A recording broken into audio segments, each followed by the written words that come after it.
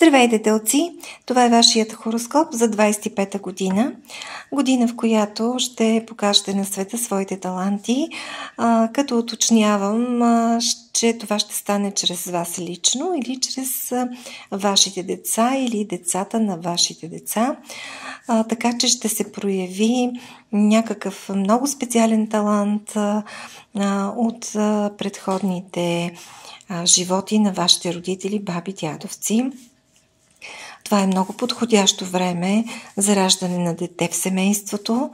При тези транзити на планетите, които ще коментираме по-долу, то ще бъде силно и ярко като личност. Разширявате кръга на общуването с други хора през това време и светът ще бъде много ярък за вас. Ще разгледаме хороскопа в няколко направления.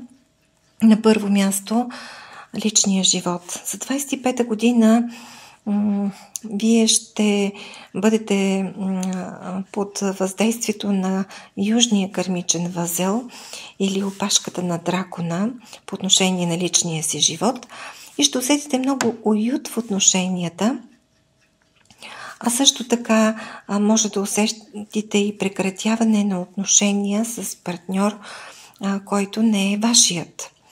Така го определяте. Време, в което ще дойде нов такъв, който ще бъде изпратен, така да се каже, от съдбата. Защото тук се намесва тя. Отношенията ще се развиват бързо на базата на доверие, на съвместни планове, без подозрения. Пашката на дракона ще премине по петия ви дом, в който вие не искате такива интриги, както в предходни връзки, а искате сериозни отношения. Радвате се на практични подаръци, а не просто на фойерверки в очите ви. Това ще бъде време, когато ще се роди дете, както казах по-горе, което ще е,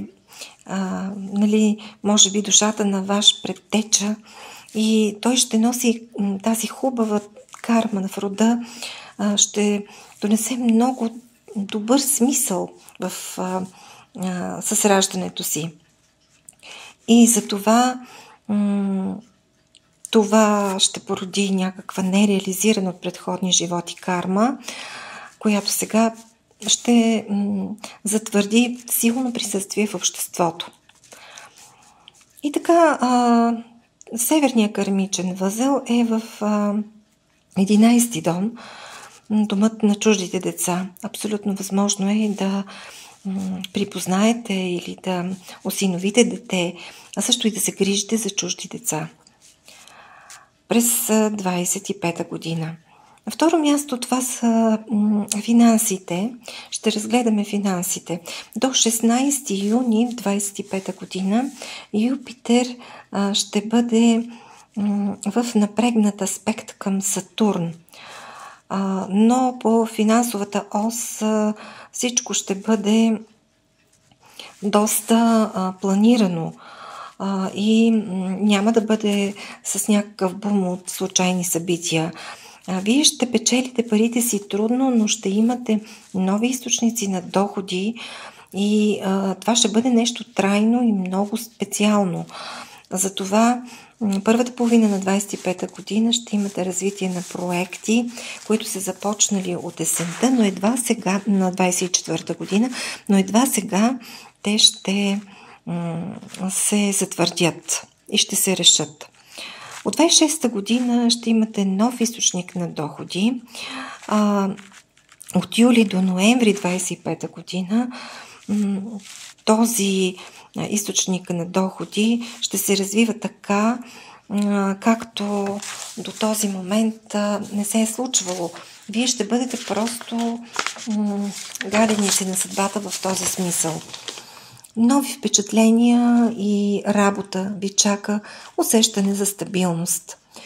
Уран, който ще се намира в този момент в един напрегнат аспект към вашия знак, ще иска нов подход и прогрес за финансовите ви дела. И в този смисъл ще се измислят, може би, от вас или вие ще ги употребявате някакъв нов вид съвременни транзакции. На 26-та година ще се променят целите на вашите финанси. В този смисъл, който говорих преди малко, съвременни транзакции. Т.е. вие ще се възползвате от цялата информационна база, която има, за да го направите това нещо. 26-та година, 25-та година до 28-та година ще има един аспект между Плутон и Уран, който отново засяга вашия финансов сектор. И така, ще видим какво ще се случи, но така или иначе, вие под този аспект, който е с много силни планети, аз още веднъж повтарям, че Плутон може да е най-далечната планета и най-малката, но той е с най-силна вибрация. Затова някои хора бъркат и казват, Плутон е много тежка и голяма планета. Да, но по отношение на неговите вибрации. И Уран също. Тези две планети са открити като крайни планети на нашата Вселена. Засяга се чрез тях финансовия ви сектор. Това е много важно. На четвърто място домът, семейството и недвижимите имоти. Плутон е в напрегнат аспект към четвъртия ви дом, което означава реализация на отдавна планирани задачи, което означава ремонт, строеж, недвижими имоти, но това също така означава и много напрежение, много енергия, която трябва да вложите вие в точно този вид дейности. 25-та година не трябва да отлагате проблемите, да ги решите и да направите промени, защото те така или иначе ще се случат. На пето място саморазвитие и лични достижения. Това е кармичният възел на бъдещето, който ще бъде в социалния ви сектор, 10-ти дом. Това е време, в което вие ще бъдете изключително успешни, защото ще имате компетентност по всяка тема, която да е свързана с Зодия Дева. Знаем, Зодия Дева е изключително подредена зодия, в която се пресмята абсолютно всичко плюс-минус. Вие ще сте много успешни в реализацията на, да речем, един YouTube канал, ако направите през този период. 25-та година е период на успешни начинания. От май 25-та година започва всичко това. Преди това просто ще се готвите, ще се подготвяте, нали, за този силен старт, който ще имате. 25-та година вие ще разгърнете социалната си активност и ще имате нови социални групи, в които ще играете някаква водеща роля.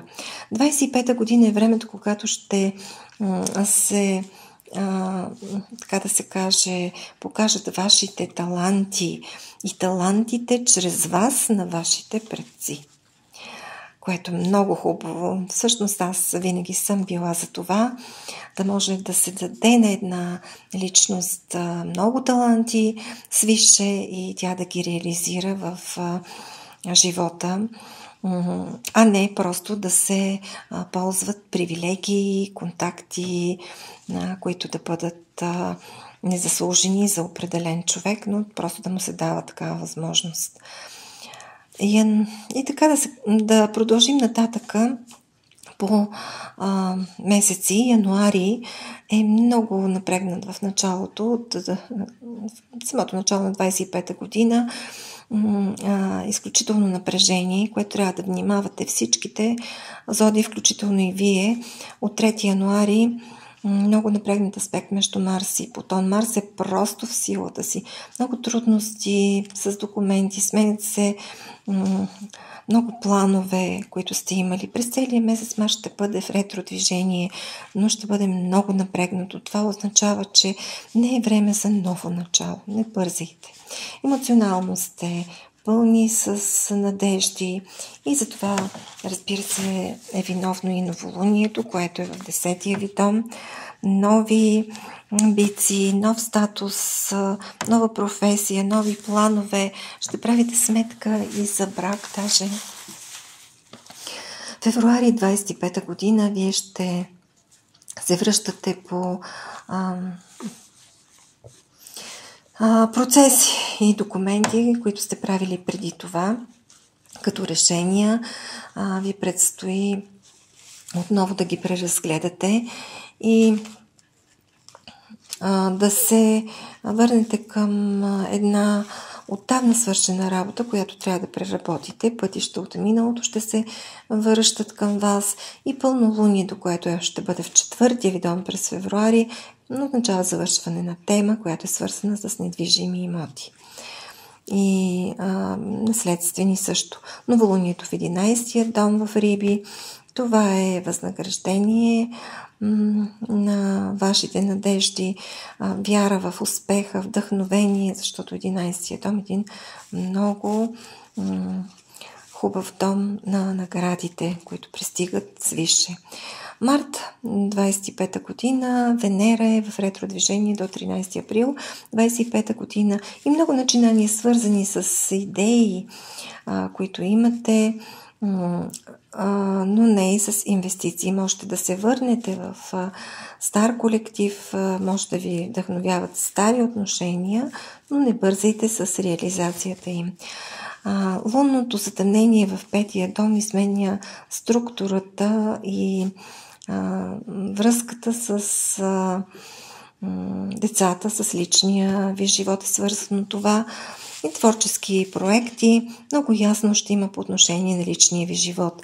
Слънчевото затъмнение в 12-я дом закрива се една дълга тема от 2 години и половина преди, което е започнало, време на освобождаване от стари привички. Намерите сили да разширите и да въплатите мечтите си в реалност.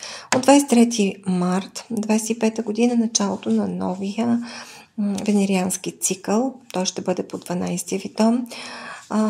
И тук ще намерите един вътрешен смисъл за промяна и вие ще се замислите за силата на вярата тук. Просто отвътре ще ви дойде всичко това. През април 25-та година новолуние в знака ви. Да подобрите нещо в себе си изисква. То ще бъде до края на януари, до края на април, от януари до края на април. Повечето ярки цветове, които ще присъстват в живота ви, ще ви мотивират да направите това в края на април. Казвам, че в януари също така се подава такава информация, но тук в края на април това ще бъде много силно, защото има опозиция между Марс и Плутон и това има характер на последна завършваща фаза. Засяга вашия 10-ти и 4-ти дом, промени в кариерата, в работата, в достиженията, които имате. И пълнолунието в 6-я ви дом завършва процес, който сте започнали отдавна, както казах вече. В този момент вие ще отделяте повече време и за вашето здравословно състояние и за новия си график. На 31 марта Нептун минава в Овен, в 12-я ви дом, където има много стрес. Нептун е един аспект с воинстващия Овен и тук е и Сатурн. Тук е огънят, който може да бъде много ярък. Затова внимание в отношенията. Тук може да последват много наводнения и Може би ще има даже и така структуриране на обществото в тази връзка, защото ще пристигат и много бежанци. Така че и за това трябва внимание.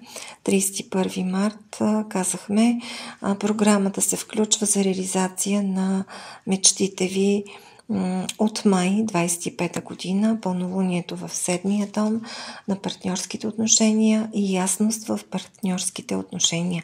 Важни разговори ще имате, завършване на отдавна планирани резултати и новолунието е в 2-я ви дом, домът на финансите и на самооценката.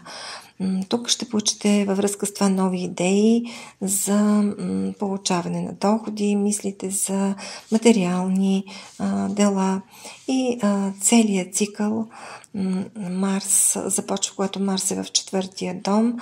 4-я дом на местоживеенето, на недвижимите имоти, на преместването, на ремонтните дейности и в тази връзка твърде възможно да се появят конфликти в семейството.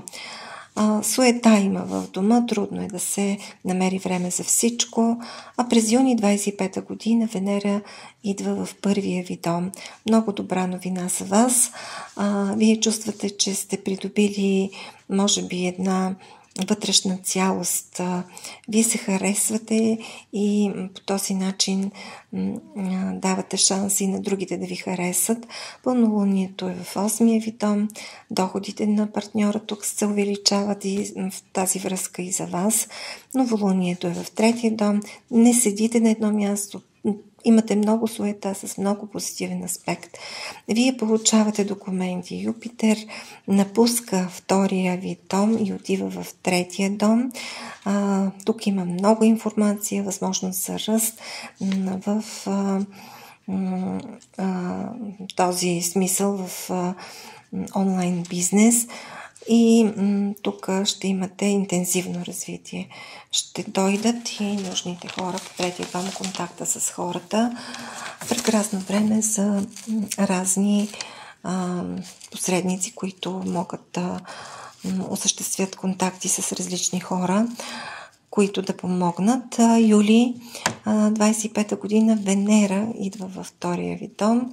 Много комфорт от финансова гледна точка. Вие ще бъдете много щастливи през този период и уверени, защото ще получите много пари. Повтарям, вие ще получите много пари през юли 25-та година. Ще се чувствате уверени, новолунието в 9-я дом, ще решавате юридически спорове, ще има ясност в плановете и да покажете себе си на света. Новолунието в 4-я дом, недвижимо семейство, много информация ще получите от родственици, съвместно пътуване с семейството. Уран, който е символ на революция и прогрес, напуска знака ви през юли до ноември 25 година, но през 26 година той ще остане задълго във вашия знак. Уран е бил в 2-я ви дом, във 2-я дом ще остане. Уран е бил в вашия знак още през 19-та година, в 9-я ви дом и много промени са започнали от тогава. И през юли 25-та година той ще бъде във 2-я ви дом, както казах по-горе, и после цялата през 26-та година за един много дълъг период от време, 18 годишен. Тук трябва да пробвате нови пътища за получаване на пари. Работа, която ще разтърси вашите финанси, ще уреди вашите кредитни отношения и това за вас ще бъде една страхотна новина. Нептун и Сатурн са в 12-я дом, те се сближават там и вие се избавяте от парични зависимости, вярвате в реалността, вие вече просто си давате обет, т.е. обещание, че винаги ще действате по този начин. 12-я дом, това е имиграцията, може и това да ви се случи. Марс в 6-я дом, успявате във всичко, битови задачи вие нямате. да стоите на едно място, защото просто всичко ври и кипи около вас. Тук е много важно и здравето ви. На 9 август Марс се съединява с Нептун. Особено силно съединение, което води към вероятност от травми. И тук пълнолунието в 10-я ви дом, една кариерна стълбица, която изкачвате в този момент, важна сделка, работа, които са обаче и фактически резултат от ваши достижения, нали, отпреди. Новолунието е в 5-я ви дом, ново увлечение имате от човек, информация, радост получавате и това е изключително важно за вас. През септември има 2 затъмнения. Лунното, което засяга 11-я ви дом, усещане за триумф. Получавате възнаграждение, достижения на целите и е много важно за вас това затъмнение, а също така и много важна роля ще играе слънчевото затъмнение. Вие ще се видите в нова роля. Обаче в месец октомври имате едно съединение между Венера, Уран и Плутон. Този аспект на съединението ще засегне вашия 2, 6 и 10 дом. Аспект на успеха. В един миг може да се измени живота ви изцяло в благоприятен смисъл и вие ще останете сякаш учудени от това, но то е в резултат точно на тези именно планети, които засягат изключително важни домове 2, 6 и 10. Пълнолунието през този месец е в 12 ви дом. Избавяте се от тежести и от напрежение. Ноември 25 година Марс ще бъде в 8 ви дом. Той ще бъде в един напрегнат аспект с Уран. Засяга се финансовата ос. И добри новини тук ще има за перспектива, за движение напред, но внимавайте с финансите. Много важно е, че тогава ще имате пълнолуние в знака, което ще даде увереност и за това, което правите и че ще се избавите от дълговете. Новолунието ще бъде в 7-я ви дом и ще имате много промени, свързани с клиентите. Важно е да направите всичко, което има смисъл за вас.